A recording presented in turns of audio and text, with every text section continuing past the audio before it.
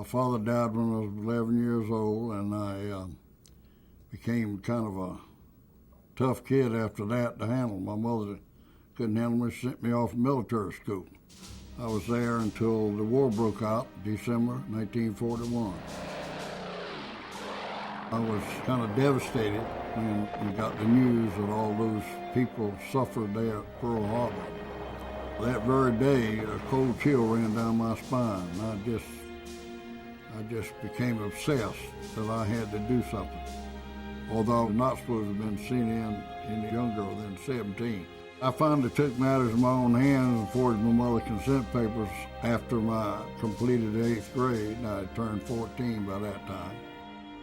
They gave me orders, along with 9 others, to stay at the base to relieve older cadres and just send them out, and that wasn't my cup of tea. So when all these troops that had completed this training boarded the train to go to California, I packed my sea bag and got on the back end of that train and went to California. There are many people who fought in the service under 17 years old that entered the service young like I did. They had that good old American spirit. They wanted to stand up for America.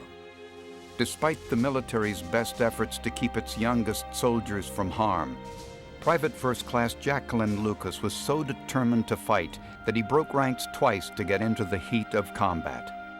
Stowing away on a transport bound for the raging war in the Pacific, the 17-year-old's valiant action in the battle for the island of Iwo Jima would make him the youngest recipient of the Medal of Honor since the Civil War.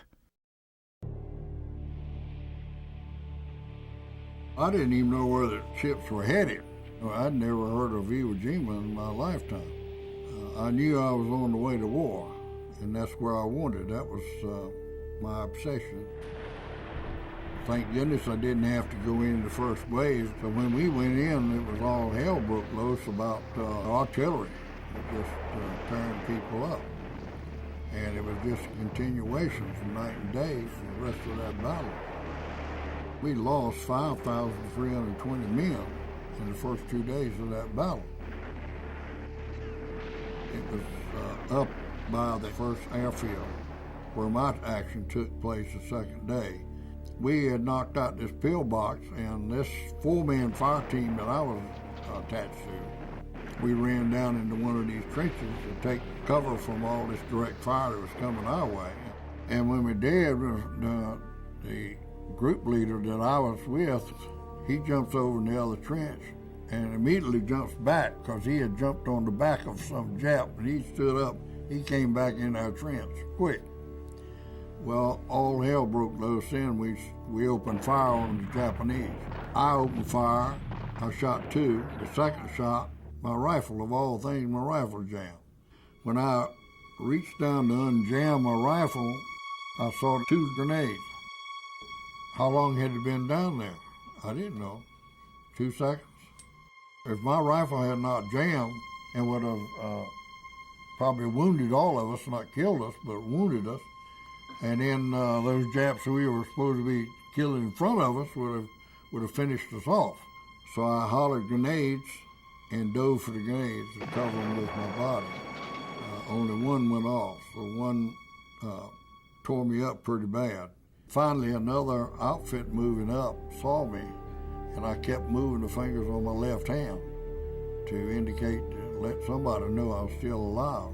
And then they came in and got me, and they started running with me and take me back away from the immediate action. I was finally discharged about the first part of September. Of course, I had to go home and see my girlfriend and get some lip sugar. But Mr. Truman called me and interrupted my plans there. President Truman decorates a group of 14 Marine and Navy men for heroism above and beyond the call of duty. 17-year-old Private Lucas, who enlisted at 14, threw himself on an exploding grenade to save his fellow men. I walked up there and saluted. The president said, "I'd rather have this medal than be president of the United States." And I said, "Sir, I'll swap you." And he just laughed. Then a couple of days later, he takes us to New York, and we had a parade down Fifth Avenue. I was getting so much attention from the girls, and these women would run out and try to kiss me. New York women just treated me so nice, and I had a ball for the next couple of days here. I really enjoyed that. I wasn't even cognizant about medals when I was in the military. I never thought about them. That wasn't my thing to go to war for some medal. It was to fight for my country. I don't feel like I'm some big hero or anything like that. The real heroes are the ones who had to give their all, their life. And they are the truest heroes in my book.